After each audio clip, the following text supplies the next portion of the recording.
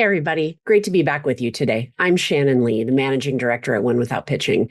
And I wanted to share an email that I got from one of my clients who asked for some help when one of their prospects went dark. It's a great scenario because I think a lot of you probably find yourself in this moment, and there's a lot of hand wringing going on to figure out what to do. And the scenario, it revolves around they haven't followed up and they said they were going to. When do I reach out again? They've gone dark, right? The prospect has gone dark. I'm going to read the email to you, so bear with me, just because I think the nuance of it is interesting.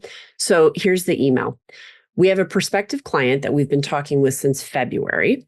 We presented 3 options in the 1-page 3-option proposal, and they're talking to the VP of Sales and Marketing specifically. And they did some reconfiguring of the options and landed on one that made sense, which is great, which is totally fine. And they confirmed, again, like, this is exactly what you want. It resulted in a price of about $10K higher. That's always great. What a bonus.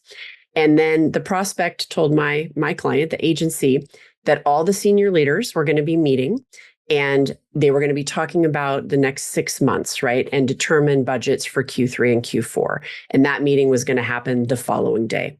So that client to be assured my client everything's in order. We have what we need to go into that meeting and secure the budget to move forward with the project. So a few weeks then passed, and my client is wondering, at what point do I follow up? Because one of the things that he did was to let the prospect know, hey, we're going out on vacation for the next couple of weeks. So if you want to start July 1, we're going to need to hear back from you, get a signed contract, get the initial payment, and then we'll be on schedule to kick off July 1. Well, here we are close to July 1, and they haven't heard back from them. So they're wondering, how do we follow up? What do we do?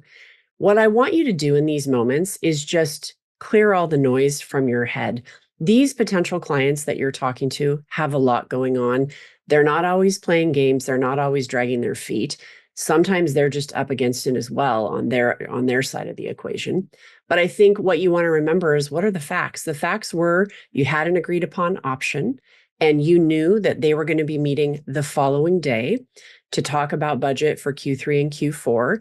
And so that's your in. You then follow up with an email and say, how did that budget meeting go? Here are some times I'm available this week. Can we connect at one of these times and you can let me know your decision, right? That's the follow-up that I would do in that circumstance. I know you had a meeting. How did it go? Here are some times that we can meet. Are we moving forward or not? Let me know. That's just kind of the adult conversation that you need to have via email to drive that next step.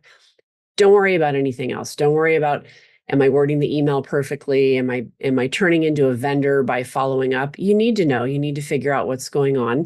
Just think back to your last conversation with them, what was agreed upon, what was kind of the fact of what was going to happen, and go back and pick up the conversation there. So I hope that was helpful.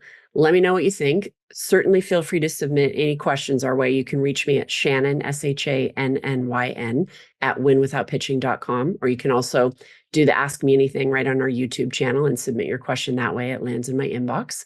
And I hope all's going well for you out there. Let me know. Shout out. All right, everybody. Have a great day. Cheers.